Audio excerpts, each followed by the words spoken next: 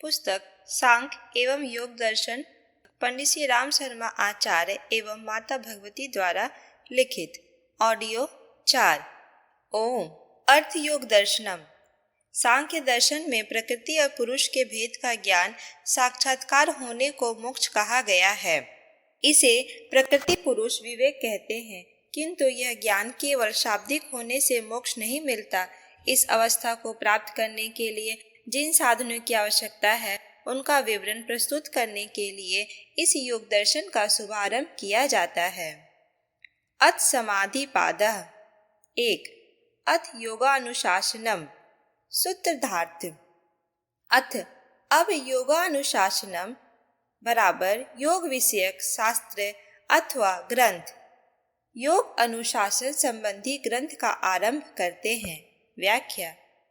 इस प्रथम सूत्र में महर्षि पतंजलि ने अथ मंगलवाची शब्द प्रयुक्त करके ग्रंथ के आरंभ का संकेत दिया है। चूंकि प्रथम पाद समाधि पाद है, अतः अथ शब्द को उनका संकेत समाधि संबंधी वर्णन से है। अनुशासन शब्द से योग की अनादिता, अनादिकाल से चली आ रही परंपरा वर्णित की गई है। आत्मबोध के लिए योग ही सर्वोत्तम साधन है। योग के लिए किसी बाह्य वस्तु की आवश्यकता नहीं, मात्र शारीरिक श्रम एवं संयम साधना द्वारा मोक्ष सुख की अनुभूति हो सकती है। योग के विभिन्न साधन हैं, तदनुरूप उनके नाम भी भिन्न भिन्न हैं, जैसे ध्यान योग, ज्ञान योग, कर्म योग, राजयोग, सांख्य योग, हठ योग आदि।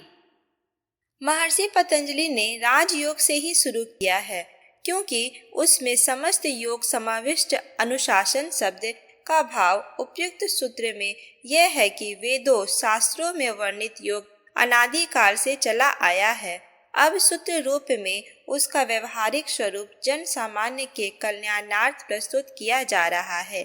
इस शब्द का दूसरा भाव यह है कि एक निश्चित अनुशासन का पालन करके साधक आत्म तत्व बोध के अधिकारी बन सकेंगे। अब अगले सूत्र में योग की परिभाषा बता रहे हैं। 2। योगश्चित्त वृत्ति निरोध। सूत्रार्थ। चित्त वृत्ति निरोध चित्त वृत्तियों का सर्वार्थ रुक जाना अथवा नियंत्रित हो जाना योग बराबर योग है। व्याख्या। चित्त के चेष्टाओं को बहुमुखी बनने से रोककर उन्हें अंतर्मुखी करना तथा आध्यात्मिक चिंतन में लगाना ही वृत्तियों का निरोध कहलाता है और इसी को योग कहते हैं। मानवीय चित्त गहरे जल की तरह है। जिस प्रकार पानी पृथ्वी स्थान विशेष में के संयोग से कहीं खारा लवण्य युक्त, कहीं मृदु मीठा हो जाता है, उसी प्रकार चित्त भी राग द्वेष से परिवर्तित हो जाता रहता है। जिस प्रकार पवन के वेग से जल में लहरें उठती रहती हैं, उसी प्रकार चित्त इंद्रियों के माध्यम से लौकिक विषयों से आकृष्ट होकर परिवर्तित होता रहता है। इन परिवर्तित आकारों को ही चित्त की वृत्तियां कहते हैं। चित्त की वृत्तियां अनंत है और हर समय उत्पन्न होती रहती हैं। जब वायु की तीव्रता समाप्त हो जाती है, तब लहरें विनिष्ट हो जाती हैं और जल अपने स्वरूप में स्थित हो जाता है। उसी तरह चित्त यौगिक क्रियाओं द्वारा बाहरी भीतरी परिणामों का परित्याग कर अपने निज रूप में स्थित हो जाता है।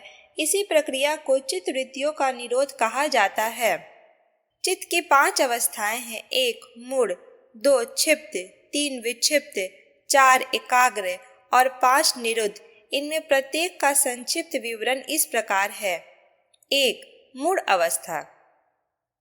इस अवस्था में निद्रा, तंद्रा, भय, मोह, आलस्य, दैन्य आदि में ही मनुष्य की प्रवृत्ति होती है। इसका कारण काम, क्रोध, लोभ और मोह होता है। इस अवस्था में तमस प्रधान रहता है, जिससे यह स्थिति अधम मनुष्यों की मानी जाती है।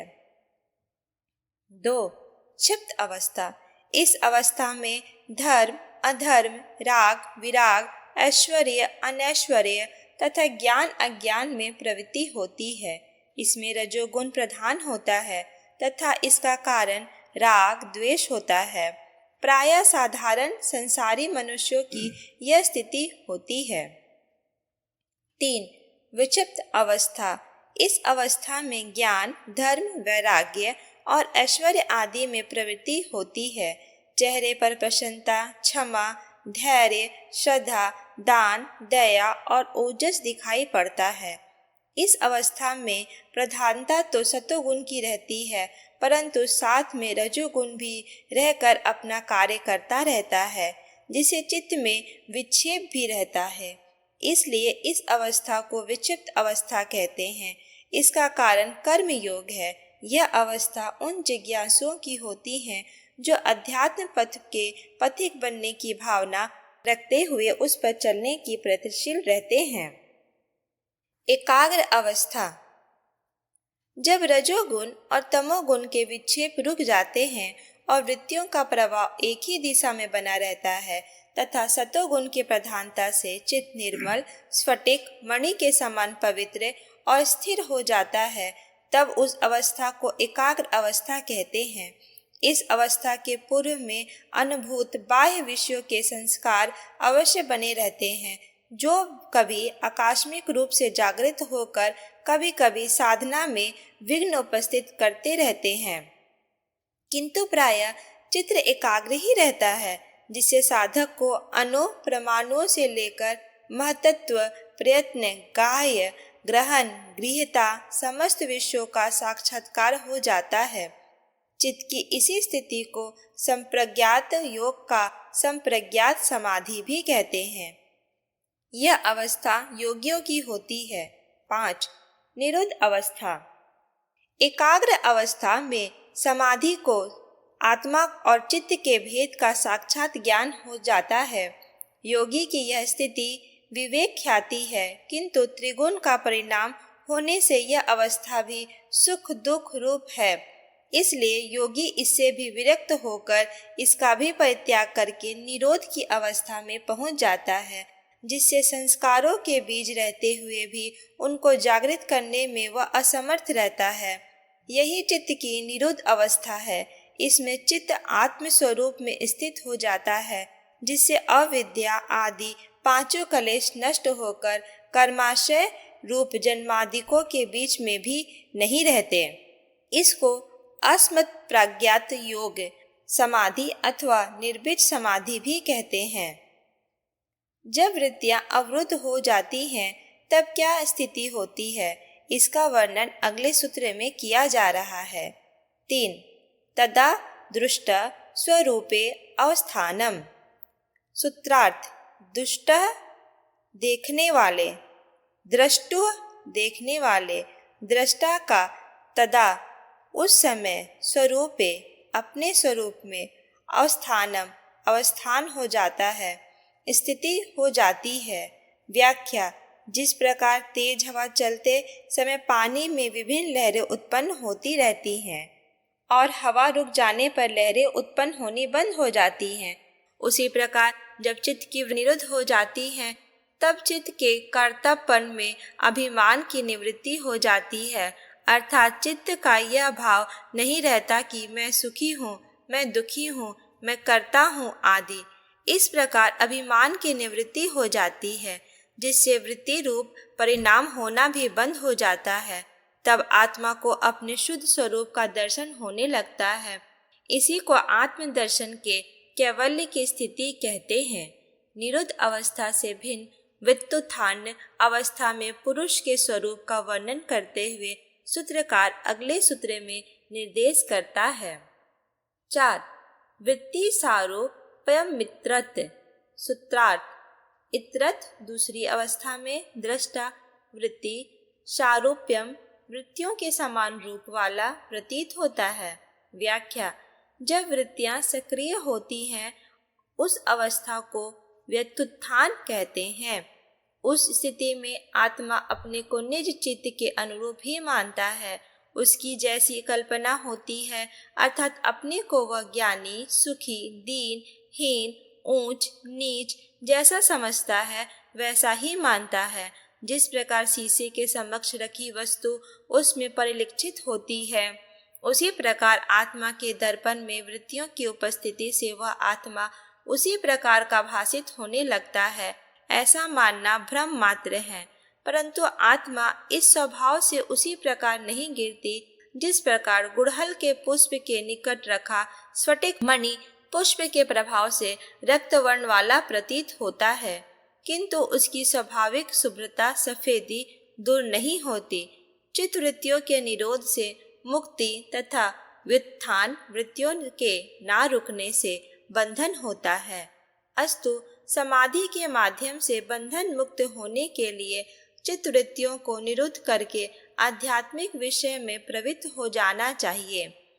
इससे भव बंधन से निवृत्त होकर साधक आत्मानंद का अनुभव कर सकता है। वृत्तियों का विश्लेषण कर इन्हें 5 भागों में विभक्त कर आगे बताते हैं। वृत्त्या पंचत्य क्लिष्टा क्लिष्टाः। सूत्रार्थ: वृत्तियाँ बराबर वृत्तियाँ पंचतत्या बराबर 5 तरह की है, जो क्लिष्टा क्लिष्टा क्लिष्ट और अक्लिष्ट अर्थात दुख की उत्पादक और दुख का विनाश करने वाली है।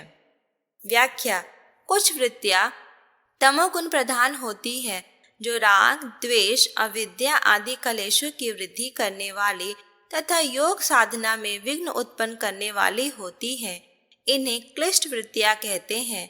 इसी प्रकार कुछ वृत्तियाँ सत्वगुण प्रधान होती है, इन्हें अक्लिष्ट वृत्तियाँ कहते हैं। ये अक्लिष्ट वृत्तियाँ उपयुक्त कलेशों की सामक तथा योग साधना में सहायक होती है। सर्वप्रथम अक्लिष्ट वृत्तियों को ग्रहण करने इनकी सहायता से क्लिष्ट वृत्तियों का निरोध करें। तत्पश्चात पर वैराग्य से वे अक्लिष्ट वृत्तियाँ भी निरुद्ध हो जाती हैं और योग साधना का उद्देश्य पूर्ण हो जाता है। यह सत्य है कि क्लिष्ट वृत्तियों के संस्कार बहुत गहराई तक जड़ जमाए हुए होते हैं, फिर भी वेद शास्त्रों एवं गुरुजनों के उपदेशों से वे अक्लिष्ट वृत्तियाँ जो छिपी रहती हैं पुनः जागृत हो जाती हैं। वस्तुतः यह वृत्तियों का स्वभाव ही है कि क्लिष्ट वृत्तियाँ क्लिष्ट संस्कारों का तथा अक्लिष्ट वृत्तियाँ अक्लिष्ट संस्कारों का प्रादुर्भाव करती हैं। इसी प्रकार जो जागृत हैं, ऐसी अक्लिष्ट वृत्तियाँ अक्लिष्ट संस्कारों का और अक्लिष्ट संस्कार अक्लिष्ट वृत्तियों का प्रादुर्भाव करते हैं। जब यह चक्र निरंतर चलता रहता है, तब एक समय ऐसा आता है जब क्लिष्ट वृत्तियों का शमन हो जाता है, किंतु इनके संस्कार सूक्ष्म रूप में अक्लिष्ट वृत्तियों में मध्यम विद्यमान रहते हैं। इनका समापन भी निर्जीव समाधि से हो जाता है। जो अक्लिष्ट वृत्तियाँ रह जाती हैं, उनका भी पर वैराग्य से निरोध हो जाता है। जब वृत्तियाँ निरुद्ध हो जाती हैं, तब अस्म प्रज्ञात योग की स्थिति होती है।